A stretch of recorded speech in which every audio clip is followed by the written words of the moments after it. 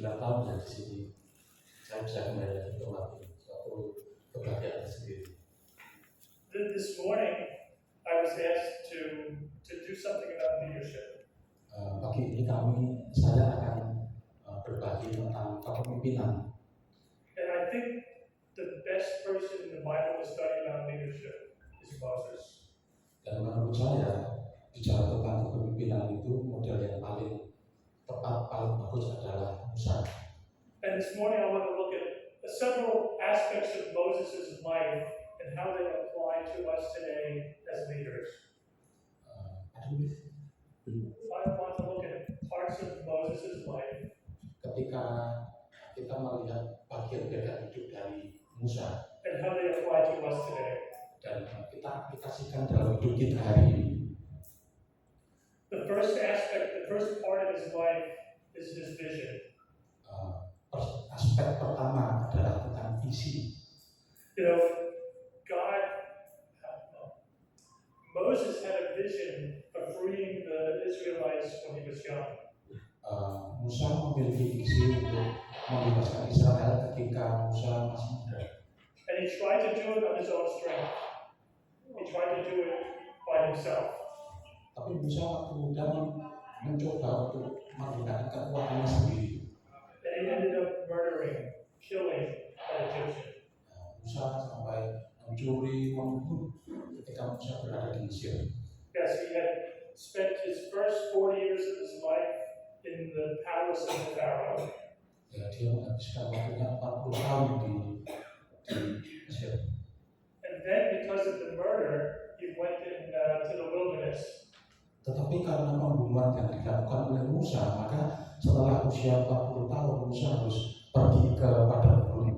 And still after 40 years, he was only taking care of the sheep of his father-in-law. Ya, selama 40 tahun itu di padang gurun, Musa mengurus domba-domba milik mertuanya. But after 40 years, he comes to a bush that is burning, but is not being consumed. Nah, tetapi setelah 40 tahun itu akhirnya Musa datang kepada pohon yang berapi menyala. And God speaks to him in the bush. Dan Tuhan berbicara kepada Musa di dalam api dari pohon yang menyala-nyala. God tells him, Cepat-cepat. Moses, I see the Israelites are being slaves and they're being taken advantage of by the Egyptians.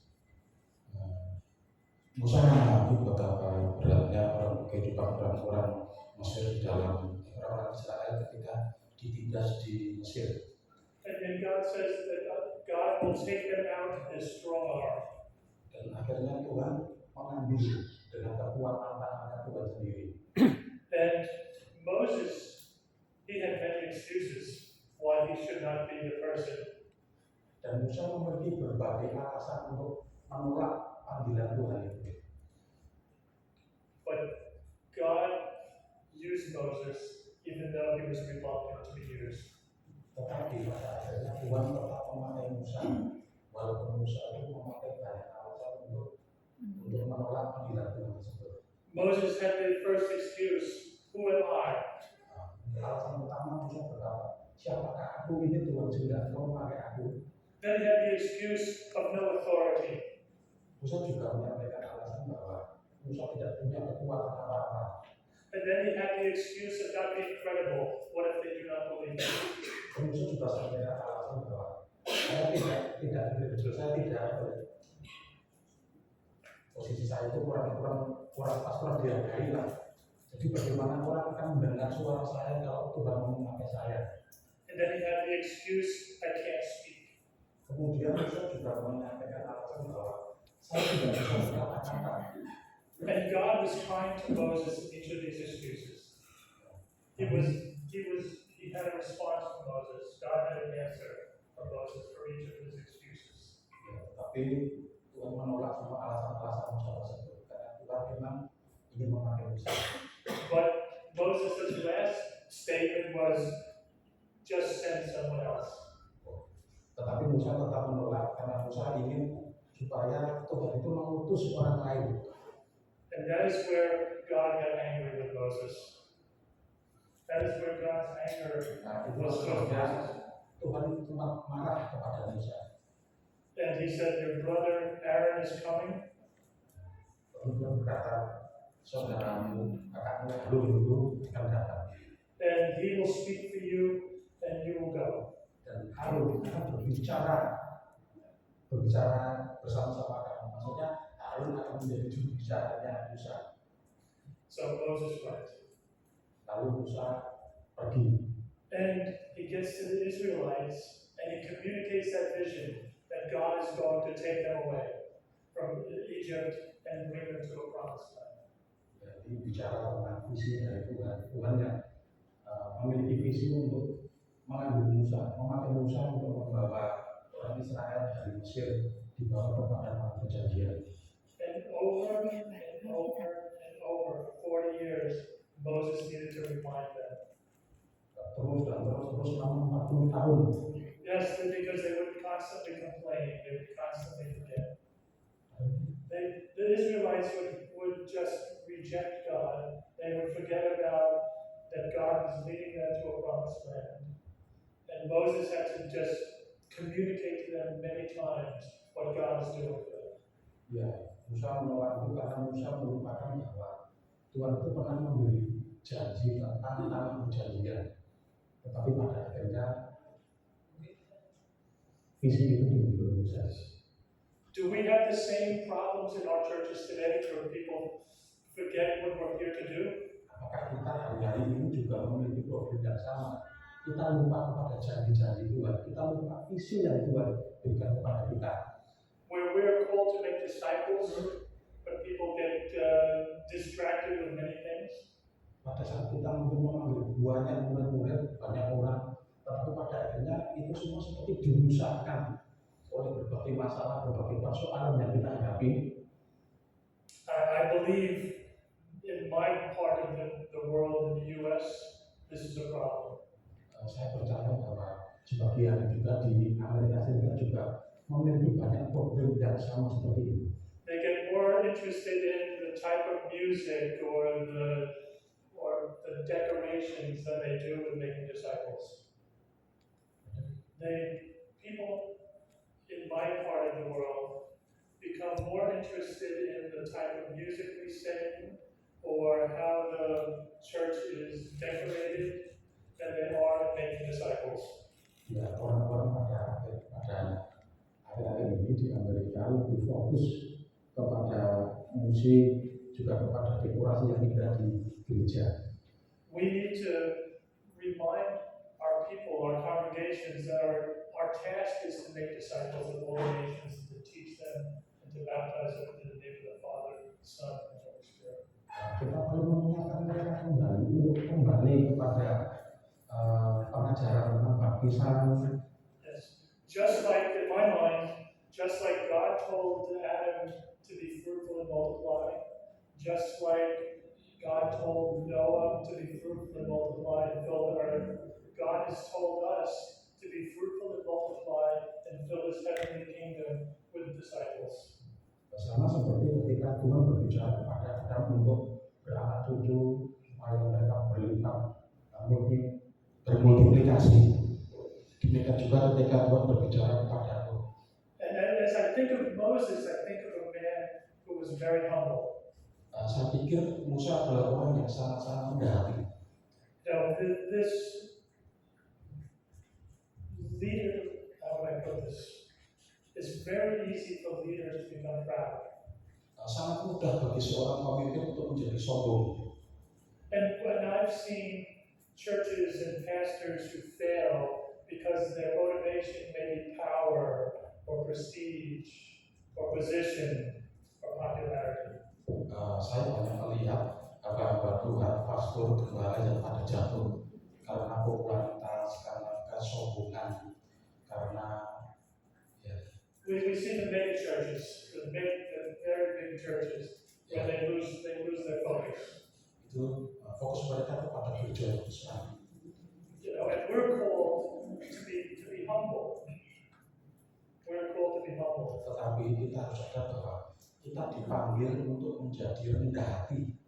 I think of the Apostle Paul when he writes in 2 Corinthians chapter 12 about he has this messenger of Satan that was causing him pain. 2 Corinthians Di dalam 2 Korintus chapter 12 verse 7. Pasal 12 ayat 7. And it talks about, like Satan is the messenger is giving you pain, but he prays to God 3 times to take it away. And God doesn't take it away, and God says, my grace is sufficient for you. In my weaknesses, I am strong in Christ. Di dalam melayani Tuhan seringkali itu menyakitkan, tetapi Tuhan Yesus Kristus yang sanggup untuk mengangkat semua derita, semua sakit yang dihadapi. In many places, Paul repeats that be completely humble and gentle, be patient, bear with each other in love. Paul says that in Ephesians, he says that in Philippians, he says that in Colossians. To be humble, to be gentle. Untuk menjadi rendah hati, untuk menjadi baik, itu Rasul Paulus berkata kepada jemaat di Korintus, di Filipi.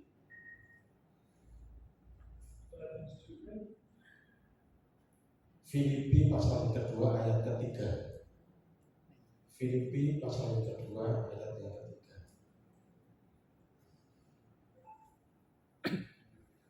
Filipi pasal yang kedua ayat yang ketiga. Saya bacakan. Dengan tidak mencari kepentingan sendiri atau puji-pujian yang sia-sia, sebaliknya hendaklah dengan rendah hati yang seorang menganggap yang lain lebih utama daripada dirinya sendiri.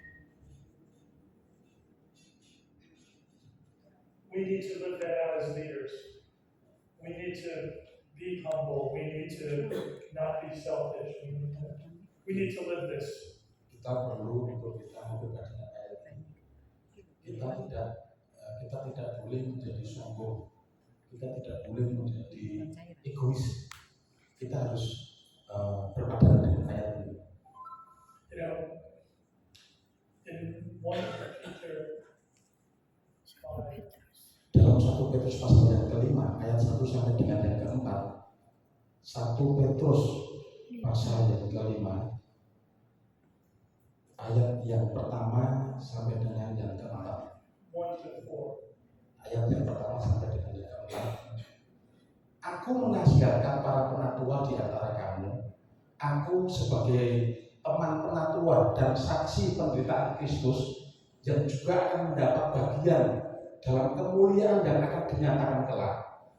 Gembalakanlah kawanan domba Allah yang ada padamu, jangan dengan paksa, tetapi dengan sukarela, sesuai dengan kehendak Allah, dan jangan karena mau mencari keuntungan, tetapi dengan pengabdian diri.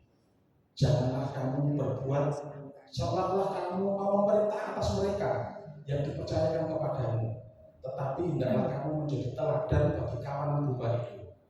Maka kamu, apabila Gembala Agung datang, kamu akan menerima mahkota kemuliaan yang tidak dapat lain. Thank you. We need to live this out. We need to do this. Kita harus mengejar. And how do we do this? We do this by being servant leaders. Bagaimana kita mengejar ini? Kita mengejarnya dengan melayani. Sebagai seorang pemimpin yang melayani. And the difference between a servant leader and a self-serving leader is the servant leader says, I serve others. The self-serving leader says, the others serve me. Ada perbedaan antara pemimpin yang melayani dengan pemimpin yang egois dengan dirinya sendiri. Seorang pemimpin yang melayani, dia akan melayani banyak orang. Tetapi pemimpin yang egois dengan dirinya sendiri, dia akan meminta orang lain untuk melayani dirinya. I think of Moses right there at the burning bush, being told by God to go to Israel, to Egypt, to free them. The first thing he does, he goes to his father-in-law Jethro and asks permission. Ketika Musa mendapat panggilan Tuhan, pertama yang dikerjakan Musa mohon izin kepada mertuanya Jethro. Moses realized he was serving his father-in-law. Musa menyadari bahwa dia juga melayani mertuanya. You know, this idea that of asking permission for things is important, isn't it? Memohon izin itu adalah sesuatu yang sangat berarti, sangat penting. You know, as I think of the biblical model for leadership, the biblical example of leadership, ini salah satu contoh di dalam Alkitab yang berbicara tentang kepemimpinan. comes from Jesus Christ. Datang dari Tuhan Yesus Kristus. When his disciples asked him who was going to be on his right hand and his left hand, Ketika muridnya bertanya, siapa yang akan menjadi bagian di sebelah tangan kanannya atau depan? He reminded them that the Gentiles put the leader atop and push down on the people under them. Dia mengingatkan bahwa kalau bangsa-bangsa kafir itu mereka memakai pola bahwa pemimpin itu berada di atas, sementara yang lainnya berada di bawah. But Jesus reminds them and says, with us, with his disciples, whoever will be great will be the servant of all.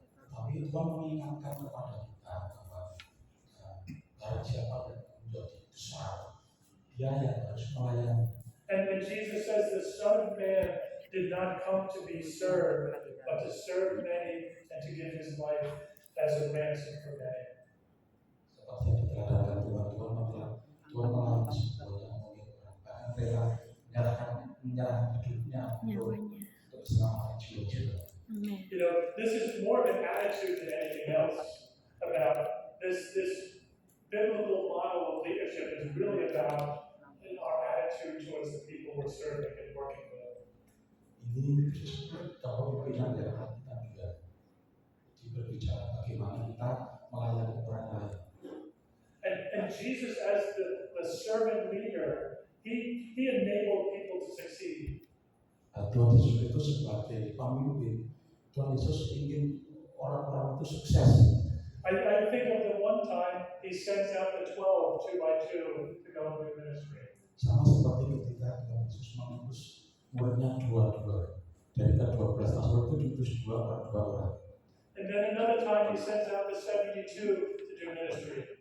Dan pada kesempatan lain Tuhan mengirim 70 orang kepada di dalam pelayanan. Jesus was about using a teamwork, using people to help serve together. Tuhan Yesus itu menggunakan tim untuk mengerjakan pelayanan. I think about Moses in Numbers chapter 11, and Moses is exhausted. Sama seperti Musa di dalam bilangan pasal yang ke-11. He said, this burden of leadership is too much for me. That the burden of taking care of everyone was too much. Musa menyatakan bahwa beban untuk mengurus umat itu terlalu berat baginya. And what God says to Moses is get 70 leaders of the Israelites and bring them to me. Dan Tuhan berkata kepada Musa supaya Musa membawa 70 orang dari orang Israel, para penatua itu untuk datang kepada Tuhan. He says, bring them to the tent of meeting and I will speak to them. Tuhan berkata kepada mereka bahwa mereka 70 orang itu ke depan kemah pertemuan. And I will take some of the spirit that's on you, Moses, and give it to those 70. Dan aku akan mengambil bagian roh yang ada padamu, akan kuberikan kepada 70 orang. And they will share the burden so that you do not have to do it alone. Jadi Tuhan membagikan, berbicara membagikan tentang beban pelayanan. And sometimes we see leaders who do not want to share the load. Sometimes there are leaders who want to keep it all to themselves. Tetapi kadang-kadang kita melihat seorang untuk dirinya sendiri, tidak mau berbagi, tidak mau membagikan, tidak mau sharekan kepada orang-orang dalam teamwork itu. But that is not God's way. Tetapi itu bukan jalannya Tuhan. I think about how in Ezekiel chapter 34, the prophet was rebuking the shepherds of Israel. Was prophesying against the pastors and ministers for Israel. Dalam Yesaya pasal ke-34, he tells them, you have not taken care of the flock. He's referring to the Israelites as a flock of sheep, and he's referring to the priests as shepherds in Ezekiel chapter 34. Tuhan menyampaikan dalam Yesaya pasal 34 ayat 2 sampai dengan yang keempat.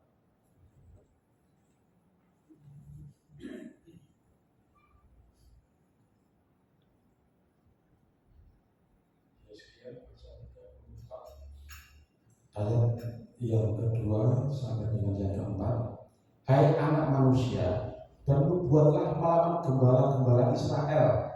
Bernubuatlah dan katakanlah kepada mereka, kepada gembala-gembala itu, beginilah firman Tuhan Allah, celakalah gembala-gembala Israel yang menggembalakan dirinya sendiri. Bukankah domba-domba yang seharusnya digembalakan oleh gembala-gembala itu?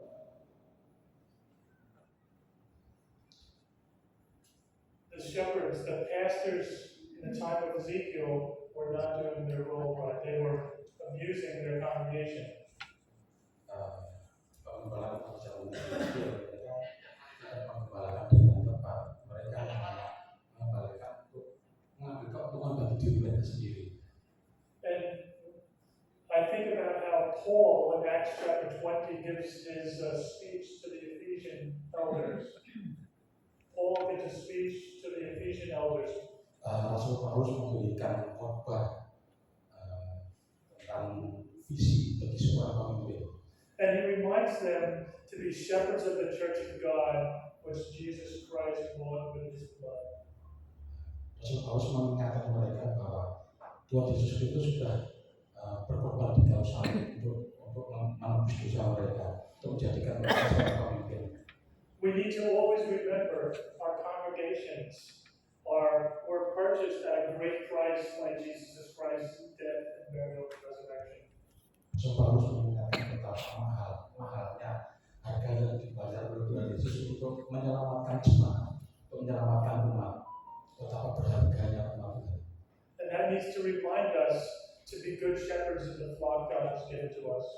Ini juga mengingatkan kita untuk kita menggembalakan umat Tuhan dengan benar. As we have a Savior who was the servant to his disciples.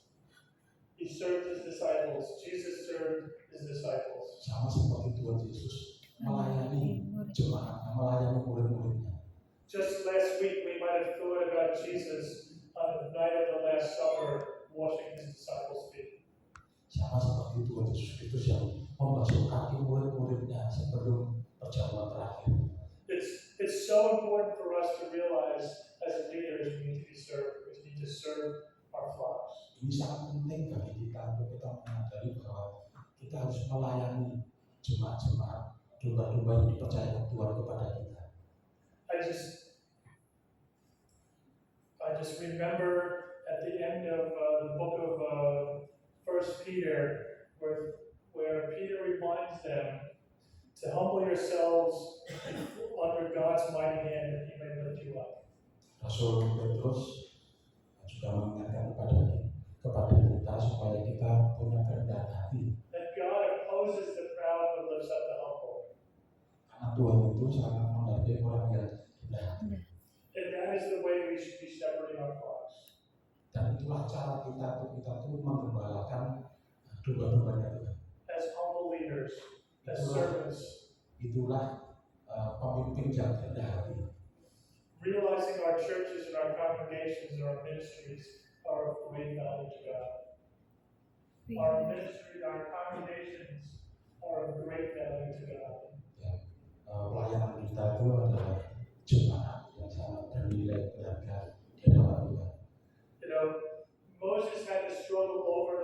the Israelites not following. Rasul Paulus berjuang sungguh-sungguh untuk mengikuti keteladanan Tuhan. Yeah, and you think of Moses up on the top of Mount Sinai, getting the tablets, the law from God. What were the Israelites doing at the bottom of the mountain? Moses, he climbs to the top of the mountain for God to give him the law. Musa naik ke atas gunung untuk mendapatkan hukum Tuhan. Bagaimana dengan kita? Kita mendapat pokok dasar firman Tuhan. At the bottom of the mountain, they were worshiping a golden idol. Di bawah di kaki gunung itu justru umat Israel itu malah menyembah berhala. And this was a test for Moses. Ini adalah ujian yang berat bagi Musa. Because God is ready to destroy them and to start over with Moses. Karena Tuhan ingin membinasakan mereka, orang-orang yang menyembah berhala di kaki gunung tadi, di kaki bukit. And Moses easily could have said, God, you can destroy them, start over with me.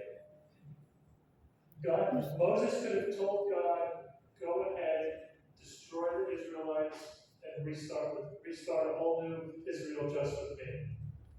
Tapi Musa tidak mengatakan tidak apa-apa Tuhan kerjakan dengan mereka, tidak apa-apa Tuhan binasakan mereka, karena Tuhan bisa mengerjakannya lewat hidupku.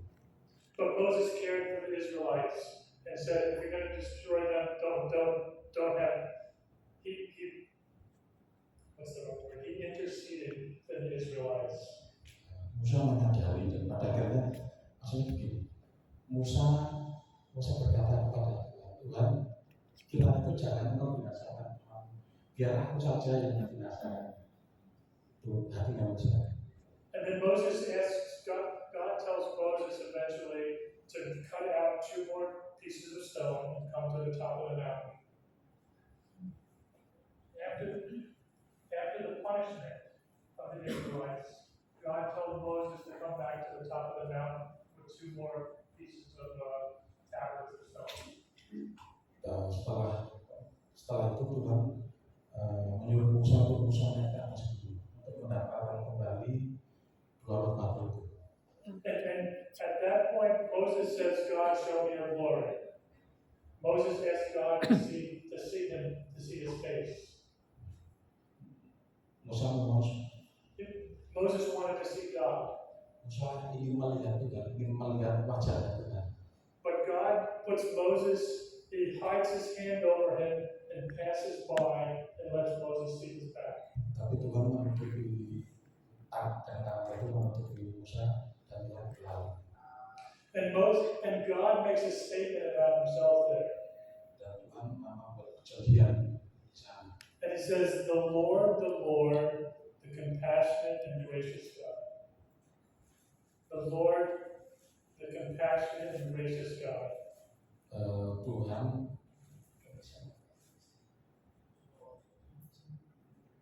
Compassionate, loving. Belas kasihan. Tuhan adalah Tuhan yang penuh belas kasihan dan penuh kasih sayang. And he's slow to anger, full of love, Tidak mudah marah, penuh dengan cinta kasih, and full of love and faithfulness, and maintaining love to thousands and forgiving wickedness. It's from Exodus 34, verse 6. dalam Keluaran pasal yang ke Exodus chapter 34. Keluaran pasal yang ke-34. And God describes himself this way Tuhan mendeskripsikan dirinya dengan cara seperti itu. because the Israelites needed a patient God. Karena dia ingin dikenal sebagai Tuhan yang penuh dengan belas kasihan. The Israelites needed a God who was slow to get angry. Tidak dikenal sebagai Tuhan yang mudah marah. A God who would be faithful and not abandon them when they were faithless, when they rejected. They needed a God who would be faithful to them even when they were not faithful. Tuhan adalah Allah yang setia, sekalipun orang-orang Israel tidak setia. They needed a God who wouldn't abandon them, even though they were constantly complaining. The Israelites needed a God who would not abandon them, not leave them alone, not reject them, even though they were always complaining to God.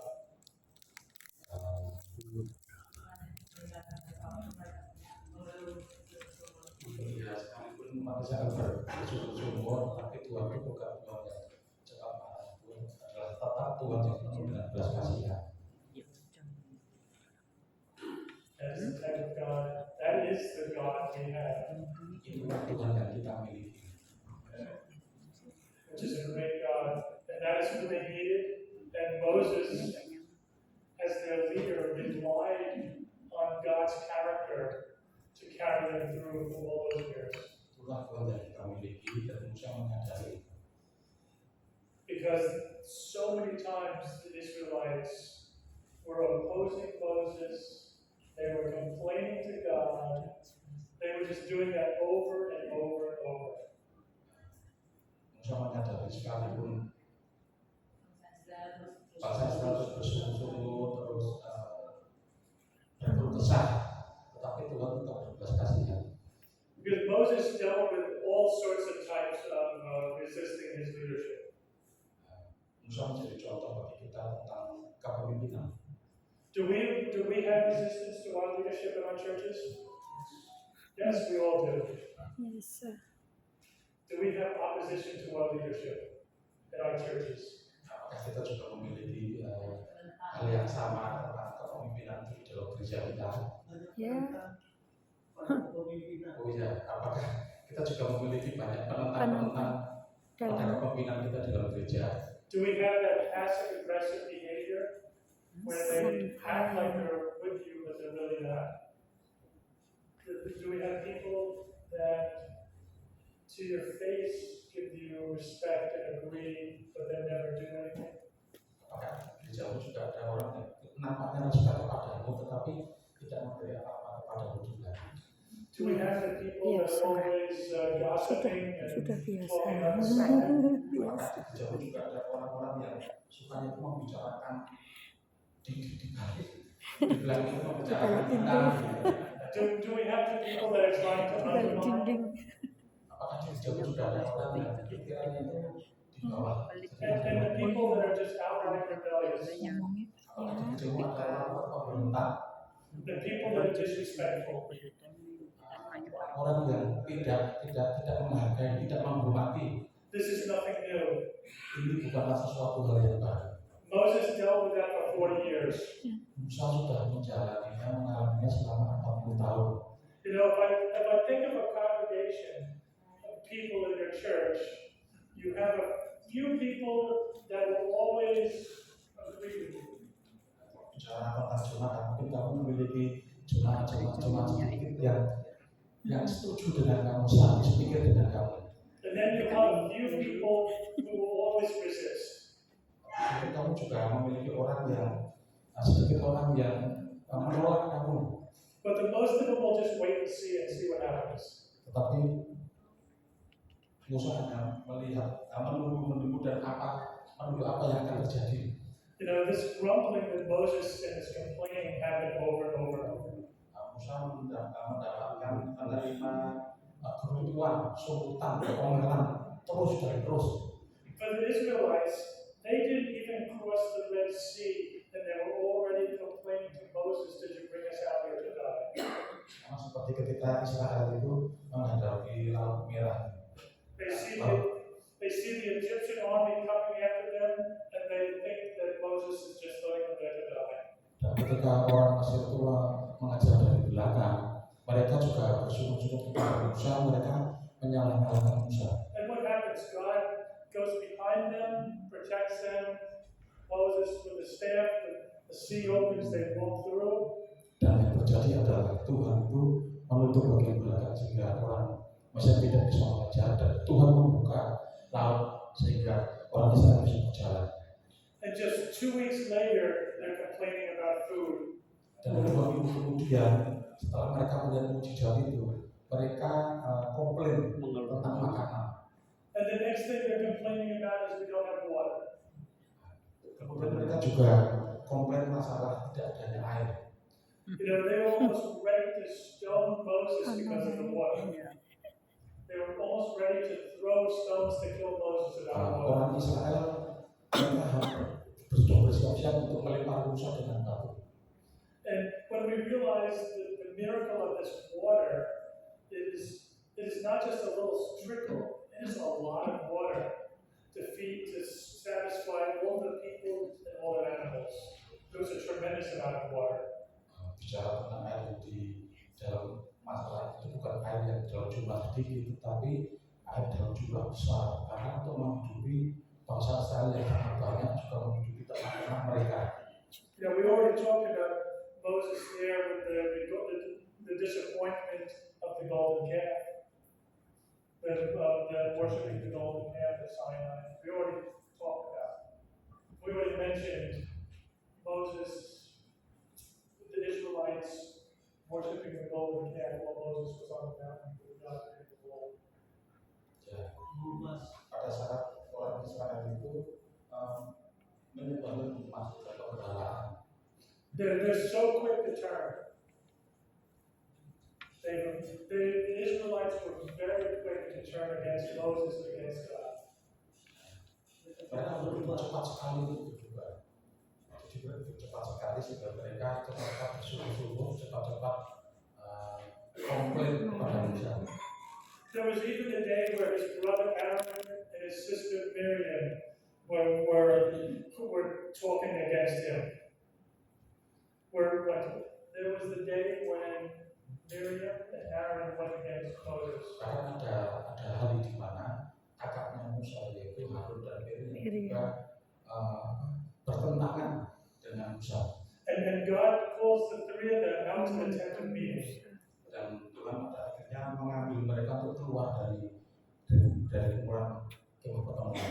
And God tells Aaron and Miriam that I speak to Moses directly. Dan Tuhan berbicara kepada Harun dan Miriam bahwa aku berbicara langsung kepada Musa. And it challenges them, why were they not afraid to speak against Moses? Kenapa kamu tidak takut untuk berbicara, untuk berkata-kata yang menentang Musa? And what happens? God punishes Miriam with leprosy. Dan yang terjadi adalah Tuhan menghukum Miriam dengan kusta. But what does Moses do? He intercedes. Dan apa yang dikerjakan oleh Musa? Musa begs God for a healing. Musa memohon kepada Tuhan untuk kesembuhan Miriam. Think about how emotionally Moses would have felt when even his brother and sister are praying. Coba misalnya kita terapkan juga diri kita ketika kita mengalami seperti Musa. Kakak-kakaknya berbicara tentang Musa. Bagaimana emosionalnya, perasaannya Musa saat itu. Then you go a little while longer, and they send out Moses sends out the 12 spies to search out the promised land. Moses sends out the 12 spies to search out. Dan Musa mengutus 12 pengintai ke tanah perjanjian. And what happens? They come back. Dan apa yang terjadi ketika mereka kembali? And the 10 of them convince the Israelites that they can't deliver, be able to go there. Materi satu Dari 12 tadi, yang ke-10 itu seperti ikut banget sama 2 apa jam. ya? Menghalangi untuk mereka datang ke sana. And that causes the Israelites, Ini God kan selesai satu. declare that they're going to wander for 40 years while all the men above 20 die in the wilderness. Because the Israelites rejected God's call for them to enter the promised land, God gives them the punishment of all of them above 20 will die in the wilderness, and they wander for 40 years. Karena mereka menolak panggilan Tuhan, mereka melupakan janji Tuhan Yang tentang kakak-kakaknya perjanjian, sehingga pada akhirnya ada yang dibinasakan. kakaknya sendiri yang Moses just has one situation after another, after another, after another, dari suatu situasi ke situasi yang berikutnya. I hope none of us in our ministries have this much opposition. Nah, saya harap kita dalam pelayanan kita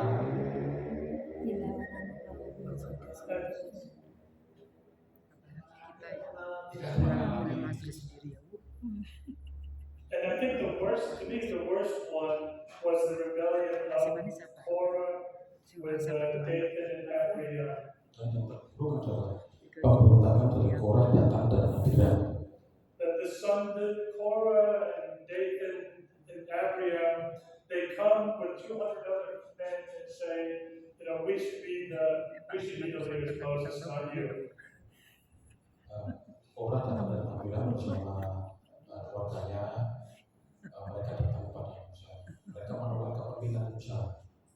And what does Moses do? He falls on the ground and prays for them. Dan apa yang dikerjakan oleh Musa? Musa bersujud di tanah dan berdoa untuk mereka. And then he says, let's do a test. He gives them a test. He gives them an Dia sudah opportunity di bawah to be tested by pengawasan God. tertiak. Musa memberi kepada mereka kesempatan untuk Kita sekarang sudah dites oleh Tuhan, untuk dicobai oleh Tuhan. Tes kedua. And they say, tomorrow you bring your censers, your Salah with the incense, the devices with the incense, and Aaron and the priest will bring theirs, and we'll see who God chooses. Israel disuruh membawa perbaraan itu. Nanti satu sisi Harun ya disuruh juga membawa perbaraan. Nanti perbaraan mana yang dipilih oleh akan menyala. And what happens? Korah and the 250 and Abram and Dathan got over the ground and they fall in. Dan apa yang terjadi? Korah, Datan dan Abiram bersama para pengikutnya itu masuk ke dalam tanah. Jadi tanah dibuka, mereka dibinasakan Tuhan di dalam tanah. So Korah and the other Levites, they were trying to challenge Moses' his religious authority, his prophet authority, and Dathan and Abram were trying to take over the political authority from Moses because they were both trying to take over the authority from Moses. Iya. Korah, Datan dan Abiram itu berusaha untuk mengambil kepemimpinan, popularitas kepemimpinan Musa, otoritas Musa. But when we look at Moses and all of these attacks against him, and all of these rebellions, Moses always went to God. Kita perhatikan dunia Musa, ketika Musa mendapatkan pemberontakan, Musa mendapatkan sungutan, kerutuan, omelan, Musa selalu datang kepada Tuhan. He didn't fight back of his own self. He allowed God to fight the battle for him. Dia tidak melawan balik. This is the way we need to think about how we lead our churches. It's letting God deal with the consequences of people's rebellion. Ini juga yang harus kita kerjakan di dalam hidup kita. Ada orang-orang yang memberontak untuk mempertanyakan tentang kepemimpinan kita. And I was thinking about giving some practical ways in our churches how we deal with these attacks. Some practical suggestions about how we deal with these attacks. Ada anjuran-anjuran praktek tentang kepemimpinan ini di dalam gereja kita. Number one, Yang pertama, keep silent. To start with being silent. tetaplah silent, sunyi, diam, tetaplah diam. Two, think before we react. Yang kedua, berpikirlah sebelum kita bereaksi. Three, really listen. Truly listen. Truly understand what they're telling you.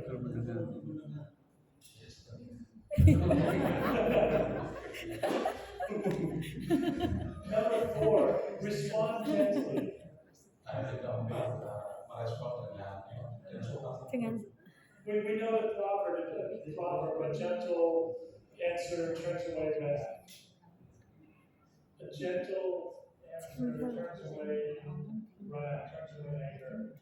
Kalau kita ya, kita ya satu-satu itu akan menurunkan tensi, ya, akan menurunkan tensi, akan membuka jalan untuk jalan keluar. Malam betul kan malam. And if part of what they're telling you is true, Lagi kita you ya. need to agree with the truth that they're Tapi telling kalau us. kita marah, If a portion of what their complaint is true, we need to agree with the truth. Kalau yang mereka komplainkan itu benar, kita harus setuju kepada mereka. We need to give caring feedback. We need to respond in a caring way. Kita harus memberikan feedback, perhatikan feedback kepada mereka. If we don't fully understand, we need to ask for more clarification. Kalau mungkin kita kurang mengerti, kita kurang memahami, kita bisa bertanya kepada itu, kita bisa lebih paham, kita bisa lebih memahami. We need to avoid quarreling back and forth. We need to avoid the back and forth quarrel, back and forth fighting. Kita harus menghindari adanya perselisihan, adanya perseteruan di belakang. And we need to offer whatever help we can give for that situation. We need to offer whatever help we can possibly help with. Kita harus selalu menawarkan bantuan apapun situasinya. And if we've made mistakes and we've failed, we need to be willing to ask for forgiveness. We need to humble ourselves. Kalau kita merasa kita bersalah, kita juga harus meminta maaf kepada jemaat yang kita layani. Because none of us in this room is perfect. Karena tidak ada satupun di antara kita yang sempurna, And we all at times make our mistakes. dan semua di antara kita pernah berbuat salah. I want to switch gears and talk about a different aspect of Moses' ministry right now. I want to switch to a different aspect of Moses. Kita akan bicara lagi tentang aspek yang berbeda lagi dari kehidupan Musa, kepemimpinan Musa. And this idea about a balanced life, to not let our ministry overwhelm our family. Berbicara tentang keseimbangan di dalam pelayanan. It's so tempting to let our ministry overwhelm everything in our life. It's so easy to let ministry take over every aspect of our life. Sangat mudah sekali untuk kita mengambil bagian di dalam pelayanan dalam semua bidang kehidupan. And this can easily move towards failure. By being out of balance, you move towards failure, towards burnout, towards you can easily burn yourself out by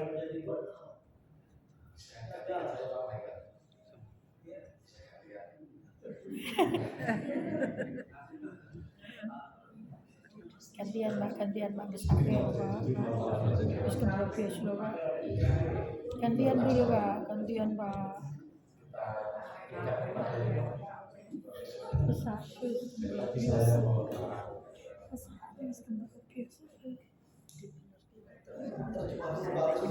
Thank you.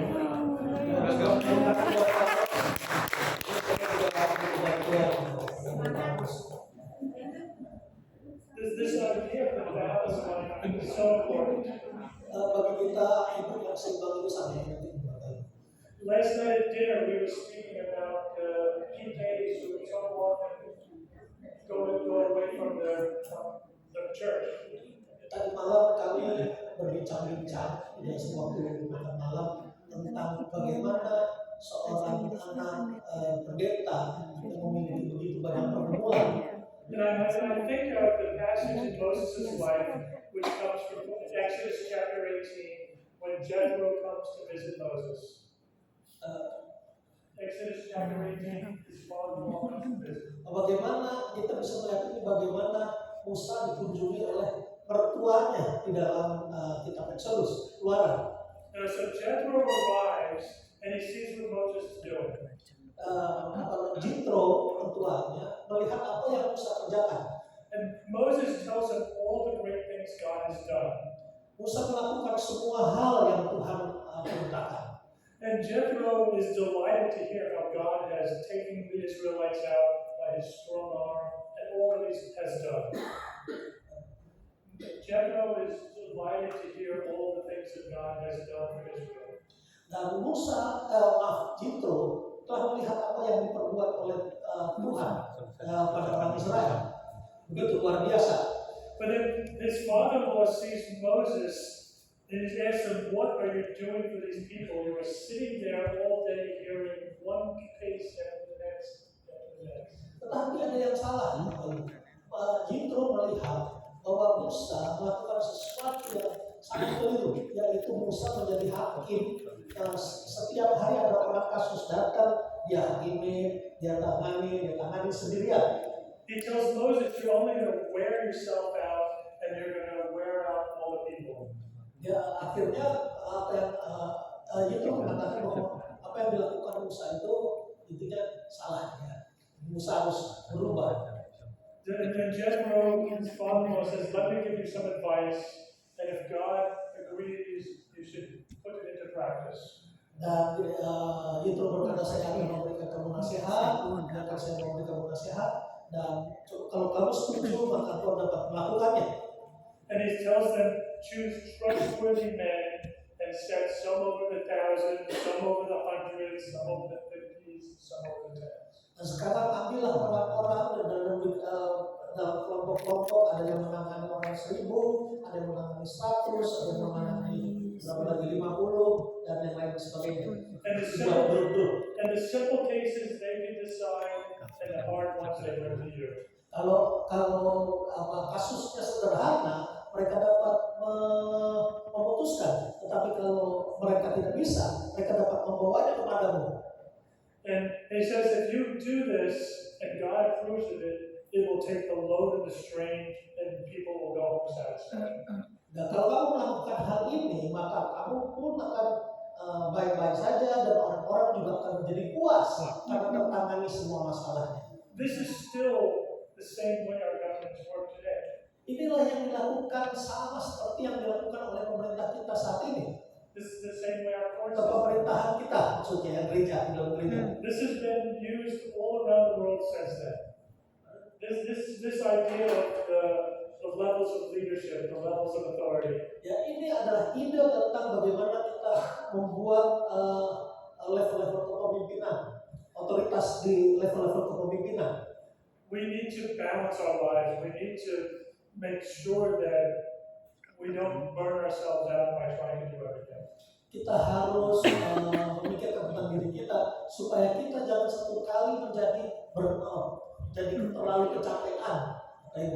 We need to have teams around us. We need to have teams of people. Kita harus membangun teamwork, kerja kelompok ya, dengan tim. You know, I grew up in an era in the church in America. I grew up at a time when the church in America. Saya tumbuh di dalam gereja di Amerika. When I was young, the pastor did everything. Pada waktu saya muda, pendeta saya melakukan semuanya sendirian. He taught every lesson. Dia mengajarkan pelajaran. He cleaned the church. Bersihin gereja. He visited people. Kunjungin orang kayak kita kayaknya. And so many of their children are nowhere with God. Tetapi yang menjadi masalah anak-anaknya akhirnya banyak yang tidak mengenal Tuhan. You know, I believe in Timothy and Titus. It gives qualifications for the elders and the deacons. In Timothy and Titus, it gives Oleh dalam Timotius, the qualifications. Paulus mengajarkan tentang kualifikasi kepemimpinan. And one of those qualifications is Dan salah satu daripada kualifikasi kepemimpinan yang pertama adalah kita harus menangani keluarga kita dengan benar. Jadi, if a pastor is not a father to his children and a husband to his wife, kita harus menjadi bapak bagi anak-anak kita dengan baik, dan juga bagi suami dan bagi istri kita dengan baik. he might do everything for his congregation but lose his family. Kadang-kadang banyak orang pelayanannya begitu baik, tapi kita kehilangan keluarga kita. And that is not God's design. Itu bukanlah rencana Tuhan atas pelayanan kita. I think of the verse in that says, what good is it for someone to gain the whole world, yet forfeit their soul? The verse that goes about, what good is it for someone to gain the whole world, but lose their soul? Nah, ada firman Tuhan yang mengatakan bahwa kita ini melawan dunia, tetapi kehilangan yang penting dalam hidup kita. I think you can restate that and says, what good is it for a pastor who gains the praise of his entire congregation but loses his wife or his children?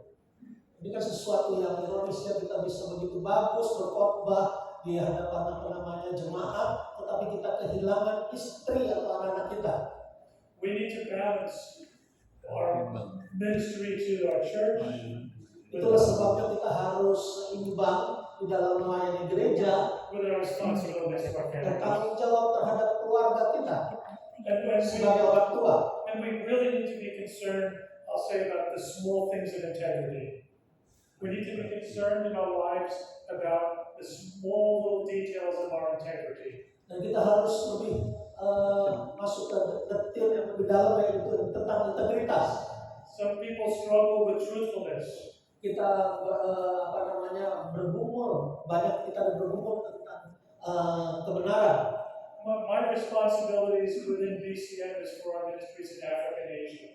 My responsibilities for BCM are our ministries in Africa and Asia. Tanggung jawab saya adalah di dalam BCM adalah untuk melayani Asia, Afrika. And sometimes people give me reports Dan kadang-kadang orang memberikan laporan kepada saya, where the numbers are very big. oh angkanya bagus nih, angka penjangkauannya bagus banget. But they're not accurate. Tapi sebetulnya ngomong doang gitu ya, nggak akurat. There's people that abuse the finances. Orang-orang dibayar uang. Like I think of, I know an example of a pastor who lost everything because anytime someone gave him a gift to go into the offering plate, he put it into his pocket. Ya, integritas dan pendeta-pendeta yang seperti itu sudah ada masalah keuangan, ya, persembahannya dimasukin ke tahun sendiri. These are real things. These are real people I know. Ini kisah yang benar-benar. I know pastors who start in a counseling relationship with a member of the opposite sex and then turns into adultery. Ada orang-orang yang melayani masalah seks dengan pasangan yang lain dan akhirnya justru jatuh ke dalam dosa tersebut. We live in a world with the internet and media which gives us all sorts of evil stuff right in our handheld. Kita ini saudara saat ini memegang di tangan kita segala sesuatunya yang berkaitan dengan media yang begitu mudah kita dapatkan. We can think nobody sees us, but God never does. Dengan semua itu kita bisa menikmati hal-hal yang buruk. Walaupun orang tidak bisa melihat, kita harus sadar bahwa Tuhan melihat kita. And this is not about control or legalism. Ini bukan masalah legalisme atau masalah kontrol. People often mistake legalism for spirituality. Nah ini orang-orang salah pengertian antara legalisme dengan spiritualitas. It's so easy to think, I do this. Gampang sekali kalau kita ngomong kita harus melakukan ini. Nah itu legalisme. But there's nothing in here. Tapi tidak di sini. It needs to be from the inside, it needs to be from our heart. Harusnya kita berasal segala sesuatu berasal dari dalam diri kita. This was the problem Jesus had with the Pharisees. Inilah yang Yesus hadapi persoalan dengan orang-orang Farisi. I think of the verse in the Beatitudes, blessed are the pure in heart, for they will see God. Blessed are the pure in heart, they will see God. Oh, berbahagialah, Yesus berkata berbahagialah orang yang diberkatilah orang yang suci hatinya karena mereka akan melihat Allah. I think of people, God has used many people that made serious mistakes. God has used. Tuhan memakai banyak orang I think of David. seperti Daud. He was a murderer and an adulterer. Dia punya kasus dalam pembunuhan juga dan dosa perzinahan. But he repented and was used by God. Tapi Daud bertobat dan datang kepada Tuhan. We've been talking a lot today about Moses. He was a murderer. Kita bicara tentang Musa hari ini dan kita tahu bahwa Musa ini seorang pembunuh. We can think of Abraham, who was a liar about his wife when he went to. Yang kita tahu tentang Abraham, dia seorang juga pembohong. Bagaimana dia berbohong tentang istrinya. And even his son Isaac lied about his wife. Dan itu juga berulah ke anaknya si Ishak, juga berbohong tentang istrinya. Istrinya sama. God is the God of redemption. Tuhan adalah Tuhan yang membebaskan. You know, Membebaskan. but sometimes there are consequences. Tetapi segala sesuatunya kadang-kala ada konsekuensinya. Memang Tuhan membebaskan, tapi pasti ada konsekuensinya. Moses was a man with a temper. Musa adalah orang yang penuh dengan amarah. You know, the first time we see the temper in him, he murders the Egyptian. Itulah sebabnya dengan kemarahannya dia membunuh orang Mesir. The second time we see the temper in Moses is when he's at the rock the second time. Pada waktu dia membelah air, itu adalah hal yang kedua kemarahannya muncul. And God tells him to speak to the rock. Padahal Tuhan hanya menyuruh dia untuk berbicara kepada batu, batu itu supaya terbelah. But what does Moses do? He says, I think his words were the worst of what he did. Tapi apa yang Musa lakukan? Saya berpikir bahwa inilah gara-gara Musa mengatakan hal ini. He says, do you want Aaron and me to bring water from this rock? Bukankah engkau, hai orang Israel, menginginkan aku dan Harun untuk membawa kalian air? He took the credit for himself. Dia mengujinya untuk dirinya sendiri, bukan kepada Allah. And then he swipes the rock. Akhirnya dengan kemarahan dia memukul batu itu. As a result, he and Aaron are punished. Tapi akhirnya Harun dan Musa mendapatkan hukuman dari Tuhan. Moses does not get to bring the Israelites into the promised land. His punishment was that he was not able to bring the Israelites. Hukumannya gak enak banget, yaitu Musa tidak bisa masuk ke tanah perjanjian. As we think about sharing this load, just repeat what Jethro told Moses. Select capable men from all the people, men who fear God, men who are trustworthy, and hate dishonest things, and point them over the thousands, hundreds, fifties, and tens. Ya, kita kembali kepada Jethro. Jethro mengingatkan kepada Musa bagaimana mereka harus memilih orang-orang yang dapat dipercaya, yang dapat dipercaya, yang hidup berharga, yang membenci kejahatan dan We need to do in our churches. kita harus melakukan di dalam gereja kita. We need to find trustworthy people, Kita harus menemukan orang-orang yang berharga, people who fear God, orang-orang yang takut akan Tuhan, people who hate dishonest gain, people who hate dishonesty, orang-orang yang membenci ketidakjujuran, and appoint them as leaders within our churches. dan menunjuk mereka untuk menjadi pemimpin di dalam gereja kita. And that's how we will. We will avoid our burnout. Nah, dengan demikian Bapak Ibu, kalau kita mengerjakan itu semua, maka kita tidak menjadi burnout atau kita tidak kelelahan dengan pelayanan kita. A different way of aspect of not being burned out is how we spend time with God.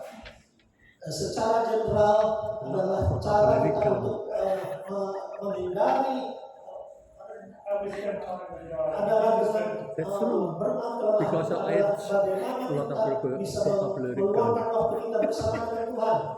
The spiritual Yes, disciplines interpreter. are important to us. spirit disiplin itu sangat penting bagi kita. The time we spend reading God's Word, the time we spend reading God's Word, praying, meditating, Waktu untuk membaca Alkitab, berdoa, meditasi, those are very important. itu semua sangat penting. You know, we can't succeed unless our relationship with God is strong. Kita hanya akan sukses kalau kita punya hubungan yang kuat bersama dengan Tuhan. And our relationship with God needs to be based on how much time we spend. Dan membutuhkan Our strength of our relationship kekuatan kita dengan Tuhan itulah yang is related to how much time we spend. tergantung daripada waktu kita bersama dengan Tuhan. It's the same with the relationship with our friends, our family. Sama ketika kita berhubungan dengan teman dan keluarga kita. If you never spend time with someone, Kalau hubungan the question for us is how much time do we spend reading the Word? adalah berapa waktu yang kita pakai untuk membaca Alkitab. How much time do we spend studying God's Word? Bagaimana berapa lama kita mempelajari firman Tuhan.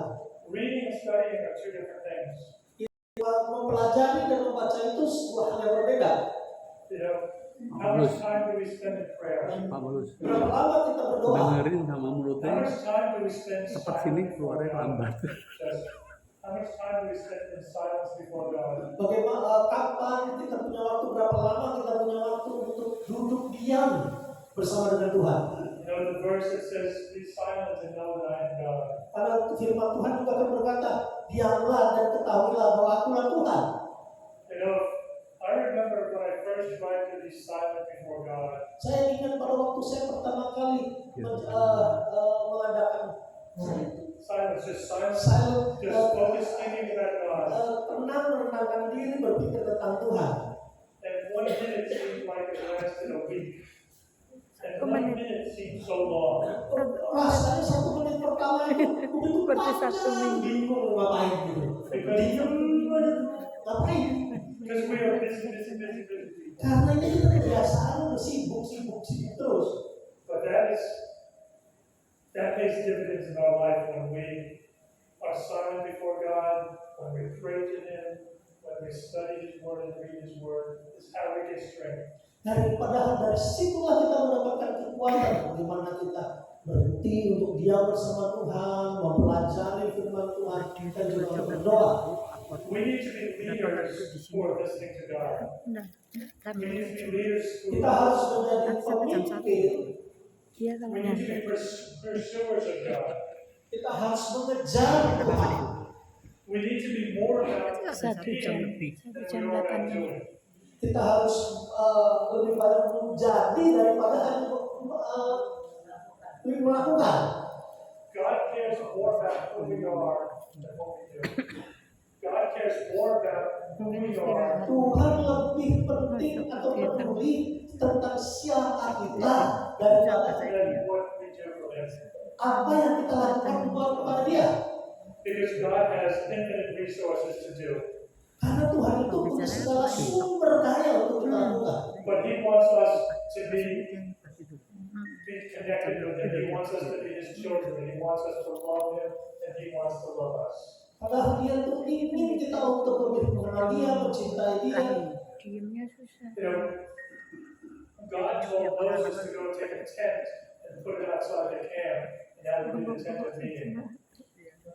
God told Moses to go put a tent outside the Israelite camp, and that would be the tent of meeting where God would meet with Israel.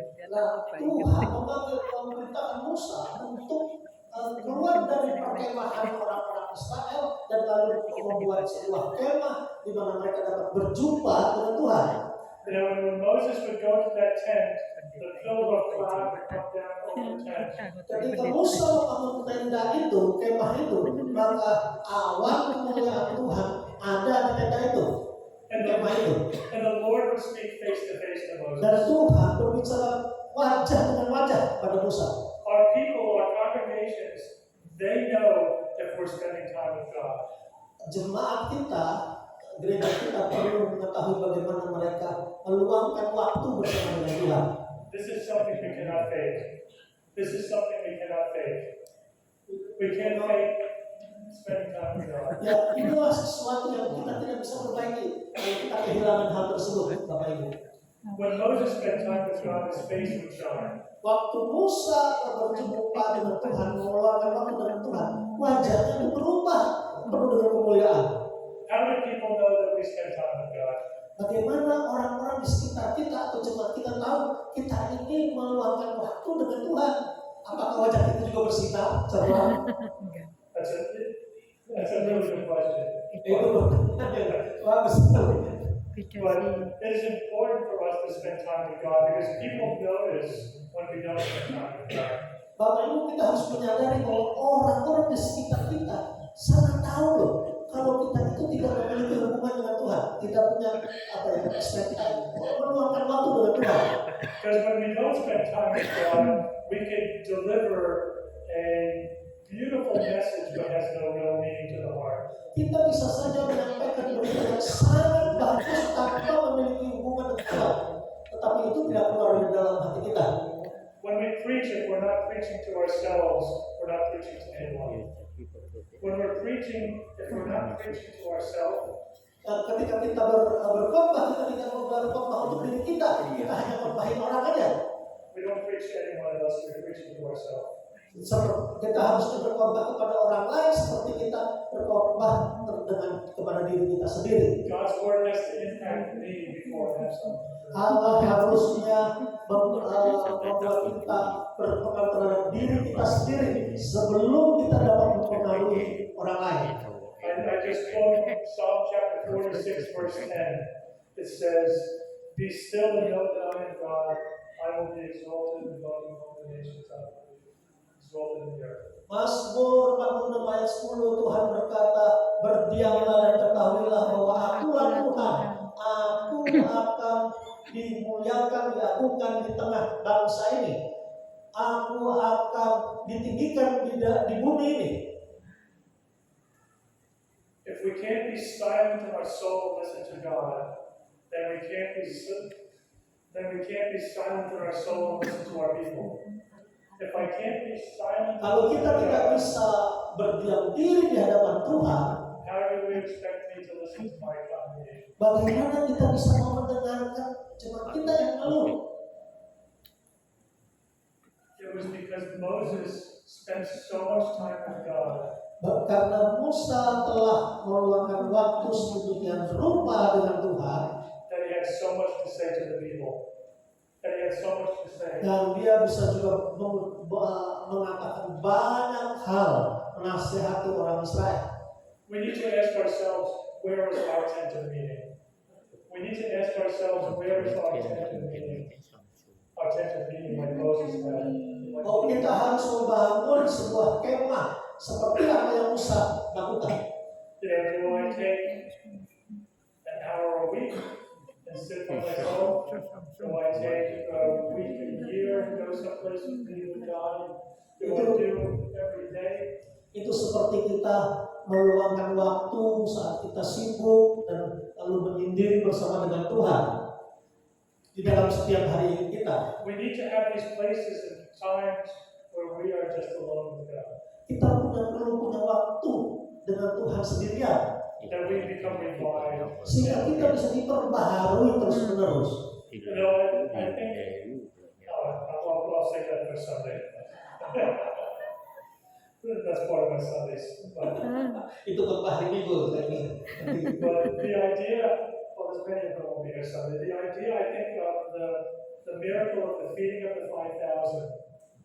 The miracle of the feeding of the 5,000. Tetapi intinya adalah cerita tentang bagaimana mujizat The lesson, the spiritual lesson to the disciples was dengan 5.000 orang. Ya, bagaimana para murid Tuhan Yesus that we take the spiritual food from Jesus and we give it to the people. Nah, bagaimana murid Tuhan Yesus mengalami hal itu, lalu kita secara rohani membagikan kepada jemaat kita. And when we've given that out, and when we've given all out that we have, Dan waktu kita memberikan semua apa yang kita peroleh, we go back to Jesus for more. kita memperoleh dari Yesus lebih lagi. I think one of the whole truths of the feeding of the 5,000 was to teach the disciples what ministry would look like. I think one of the lessons of the feeding of the 5,000, Saya rasa pelajaran daripada murid memberi makan 5.000 orang we give out the spiritual food that we have from Jesus, adalah bagaimana kita memberikan makanan kepada Jemaat. makanan rohani kepada semangat daripada Tuhan Yesus Kristus. we go back to Jesus, Lalu kita kembali kepada Tuhan Yesus, get more spiritual food, terima lagi makanan rohani dari Dia, and give it out to lalu people. bagiin lagi. But we always have to go back to Jesus. Tetapi kita harus kembali kepada Tuhan Yesus. So, is that a good truth? Is that a good lesson for us? Itu bagus nggak, saudara, pelajarannya, saudara? Bagus, That's about bagus. that relationship with God. We don't have anything of ourselves. It all comes from God. We have nothing of ourselves. It comes from God. Karena kita tidak bisa mendapatkan sesuatu dari diri kita sendiri kalau kita tidak pergi kepada Tuhan. Another thing I want to look at Moses' life, and I want to look at this is the succession from Moses to Joshua. Nah, hal yang berikutnya kita akan lihat adalah bagaimana suksesi terjadi dari Musa kepada Yosua. We all need to be working on succession. We all need to be working on the next generation of leaders. Kita harus mengetahui bahwa kita akan bekerja atau terjadi bagaimana kita mengalihkan kepemimpinan kita kepada generasi yang berikutnya, Bapak Ibu. You know, if we have the ability, we can go trace all of our spiritual heritage back to the upper room on the day of Pentecost. We can trace our spiritual heritage all the way back to the day of Pentecost. Kita balik kepada hal tersebut di dalam peristiwa Pentakosta di mana di upper room, lantai atas, gedung lantai atas, keluarga atas. It goes from generation to generation to generation to generation. Itu berbicara tentang generasi kepada generasi kepada pengalihan kepada generasi. Because none of it started, it all goes back to Jesus Christ and the Holy Spirit leading those 12 men to establish the church. Ya, kita belajar daripada Tuhan Yesus bagaimana Dia mulai dengan 12, lalu kepada berikutnya dan lebih banyak orang lagi yang bisa terjangkau. You know, it's easy to start ministry. Mudah sekali Bapak Ibu untuk memulai sebuah pelayanan. We're young and strong. Kita masih muda waktu itu ya, dan masih kuat. It's hard to end ministry well. Tetapi mengakhirinya itu berat. It's hard to turn it over. It's hard to turn over to the next generation. Kayaknya susah untuk mengalihkan kepemimpinan kita kepada yang lebih generasi yang muda. berikutnya. Emang gitu. But a succession plan is so necessary. Tetapi rencana pengalihan kepemimpinan itu sesuatu yang sangat penting. Because we don't want it to end with us. We don't want the ministry to end with us. Karena kita tidak mau mengakhiri pelayanan dengan diri kita sendiri. Tidak mau pelayanan kita berakhir pada waktu kita sendiri mati, pelayanan kita berakhir. We want to do what God has told us to do and leave the ministry in a better place for the next generation.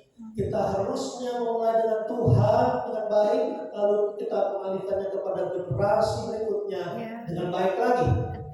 And I think about how Moses spent so much time of his life with Joshua. Itulah mengapa kita melihat Musa meluangkan begitu banyak waktu bersama dengan Yosua.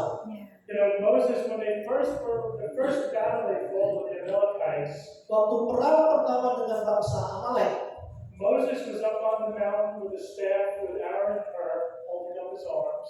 Musa tangannya terangkat dan kita tahu dia ditopang oleh Harun dan Hur. But Joshua was down in the valley leading the battle. Dan di bawah Yosua sedang memimpin peperangan. The older men were up there doing the spiritual leadership, Para tua-tua berada di atas sebagai pemimpin rohani, and the young men were down in the valley fighting the physical battle. dan orang-orang mudanya berada di bawah dengan dalam peperangan fisik. And we see Joshua with Moses on the mountain getting the 10 Commandments. Dan kita melihat Musa Joshua was Yosua dan with Moses when they got the Ten Commandments. Yosua dan Musa mendapatkan 10 perintah Tuhan. We see Joshua often at the tent of meeting with Moses. Kita juga melihat bagaimana Musa dan Yosua berada di kemah. Joshua was one of the 2 faithful spies that went to the. Yosua juga berada di kelompok pengintai-pengintai. But it's interesting at the end of Moses' life, when he asked God who would be his replacement, Moses did not assume it would be Joshua. Yang paling menarik nih Bapak Ibu, Musa tidak menyangka kalau Yosua orang yang akhirnya ditempatkan untuk menjadi penggantinya. Ya, Moses prayed that God would provide the next leader. Musa berdoa kepada Tuhan mempersiapkan kepemimpinan berikutnya. And God says, take Joshua and make him the next leader. And God told Moses, answered Moses' prayer and said, take Joshua. Dan Tuhan memerintahkan Musa untuk mengangkat Yosua sebagai pemimpin berikutnya. And to me, the lesson here is from a human side, Joshua would have been the obvious choice. Tidak, Joshua would have been the obvious choice for Moses. Yosua itu pilihan yang bagaimana ya istilahnya, yang tidak begitu tepat untuk Musa. Musa. But Moses still asked God for who it should be. Tetapi Moses, he prayed to God and let God tell him it would be Joshua. tapi Musa tetap berdoa kepada Tuhan dan akhirnya tetap Yosua yang harus Yang harus menggantikan. mengganti. It would have been very easy for Moses to rely on his human knowledge, his human wisdom. Sangat mudah bagi Musa untuk menggali hikmat manusianya. But Moses relied on God's choice. Tetapi Musa menyerahkan dirinya kepada pilihan Tuhan. Pilihan Tuhan. And Joshua was the obvious choice. Dan tadi itu apa ya?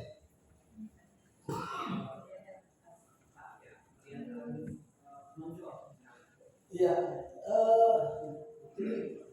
Yosua lah yang akhirnya memang kelihatan lebih menonjol dibanding yang lain. So how did Moses support Joshua? Nah sekarang bagaimana Musa mensupport Yosua, mendukung Yosua? Moses believed in Joshua. Musa harus percaya kepada Yosua.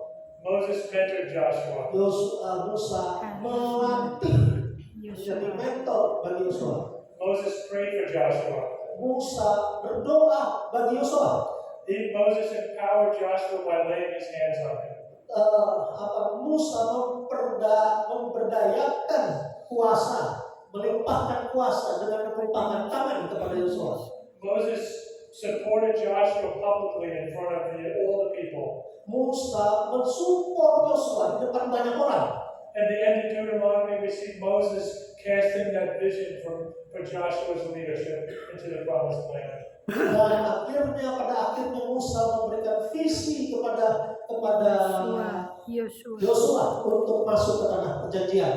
And then what did Moses do? He stepped back. Dan apa yang Musa lakukan? Musa mundur ke belakang. You know, as I think about this, I look at Joshua's life, and Joshua did not prepare for the next generation. Tapi yang menarik nih Bapak Ibu, Yosua tidak mempersiapkan generasi berikutnya. Because we get to Judges chapter 2, and we see that the generation that came after Joshua did not know God, did not follow God, and he fell into the time of Kita Judges. bisa melihat di dalam kitab Keluaran bagaimana bagaimana orang-orang Israel setelah zaman Yosua, mereka tidak percaya kepada Tuhan, mereka berbuat dosa dan yang lain sebagainya. You know, as I think about my age and my stage in life, and I ask, how do I prepare the next generation? Nah inilah yang saya pikirkan bersama dengan your wife. How do I prepare my replacement? Bagaimana saya mempersiapkan orang atau menempatkan orang-orang berikutnya di bawah saya. And as we get older, there's real issues. There are real issues we deal masalah ini kaderisasi Bapak Ibu ini merupakan isu yang nyata bagi kita semua. Karena kebanyakan kita kan udah tua-tua semua. The question, what will I do next? The question I ask myself is, what will I do next? Pertanyaan bagi kita adalah apa yang akan kita lakukan berikutnya? The love I have for the ministry God has given me. Kasih yang saya terima dari Tuhan, yang Tuhan berikan kepada saya ketika saya melayani. And we all have barriers for ourselves for why, when it's time that we don't want to turn things over. Kita punya batasan. We all have our own reasons why it's Kita time punya for it to transition. beralasan-alasan untuk tidak mentransisikan kepemimpinan kita kepada orang lain. You know, sometimes it's this young generation, they're so different than us. Kadang-kadang ya benarnya adalah kenyataannya adalah orang-orang di bawah kita, generasi di bawah kita, kayaknya beda banget sama zaman kita dulu. Emang But you know, our beda, grandparents said the same thing about us. emang Tapi beda. bukankah orang tua kita, kakek kita juga melihat kita kayak gitu? Iya, betul. That's always happening. Itu semua tuh terjadi selalu Bapak Ibu. We need to develop those all community relationships. We need to develop relationships. Kita harus membangun kepemimpinan baik seperti Paulus membangun kepemimpinan di dalam diri Timotius. You know, we need to think about what are the characteristics of the younger generation and how we can help enable them to be the next generation of leaders. Bagaimana kita memahami orang generasi di bawah kita, karakter di bawah kita, generasi di bawah kita dan membangun mereka. None of us grew up with social media. None of us grew up with the internet. Sebagian daripada kita kan tidak tumbuh dari dunia media. They have a very different experience than we do. Sekarang beda Bapak Ibu ya spiritnya. Mereka generasi sekarang itu dari media. And we don't have time, and I don't have expertise in the Indonesian culture to understand those issues. But those issues are real. Isu seperti ini tuh ada di mana-mana. Walaupun saya terus terang saya tidak begitu memahami kultur budaya daripada di Indonesia, tapi isu ini ada di mana-mana. It's important. Ini yang penting nih Bapak Ibu. None of us wants to see the ministries we're involved in, the churches we're involved with, end with us. Tidak seorang pun saya kehilangan kata-kata. Tidak seorang pun bisa menjadi sukses kalau kita Let me tell a story. Oke.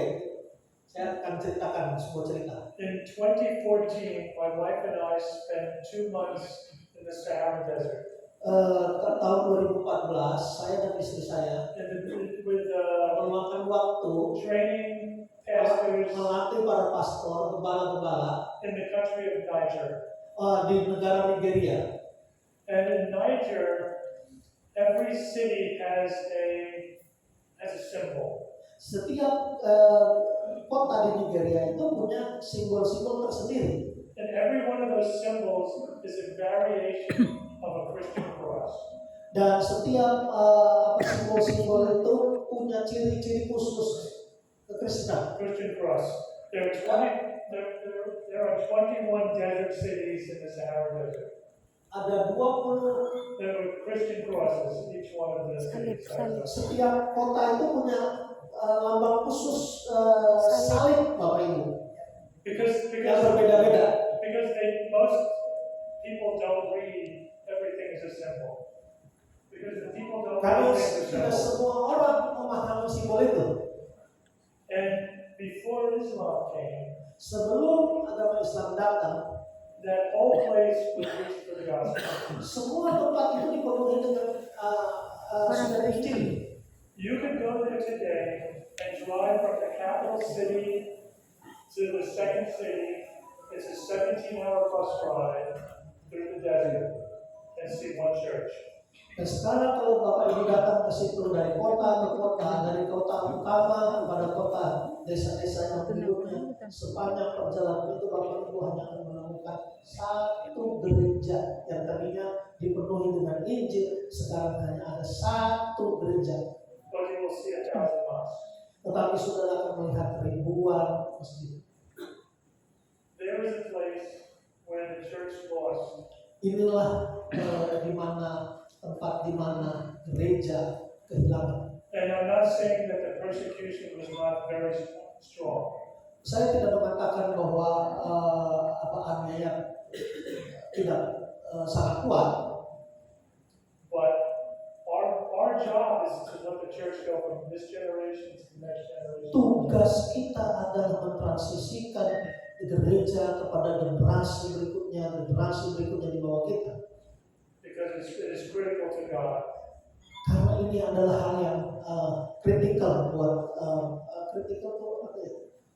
penting ya, sangat penting untuk Tuhan.